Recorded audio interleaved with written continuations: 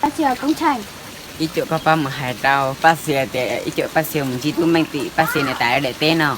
Ý hiểu tí là bao này. Chỉ hai có chỉ khi chỉ riêng chỉ mua thì bao li mà. Cô Linh tao. Em của mình này là có bún cho cô à. Em cũng chỉ bán cho Linh em. Thôi đã mà có bún cho cô.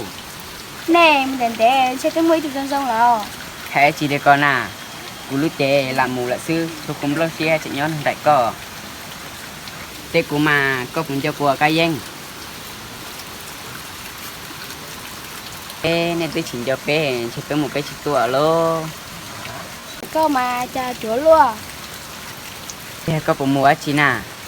Lên trên trên nhà một đôi trong bò sữa. Cũng một thế giỏ, có bún cả mà. Tao mà. Đi chơi cũng một chế đó.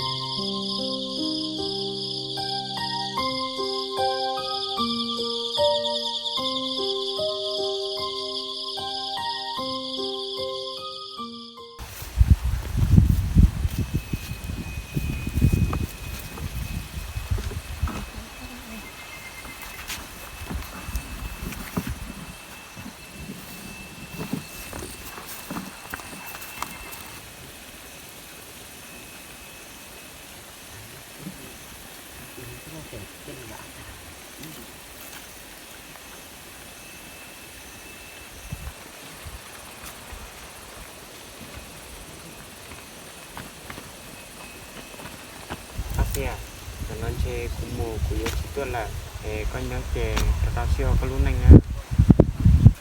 Đúng mạnh, thôi gì à. Của chị ta lấy những cái đồ cho trẻ. Để nó, chị ta lấy xin tu. Đó, lịch dạ. Nhưng của là xin trẻ, có ý xem mà. Chị anh ta mong chị sợ, ý kêu chị ta là ôi chua. Cô chả đó có tất cả luôn à. Cô chỉ tôi sẽ đó có bác sĩ à. Về cô cho cái những gì tiếp lãng là xưa Chùa chị hai là. giờ giống u mùi thiêu tôi là những bác sĩ ta chỉ là Chỉ biết cái này của dòng ấy sinh ra cho cô là. Hắn là xưa cũng mua là.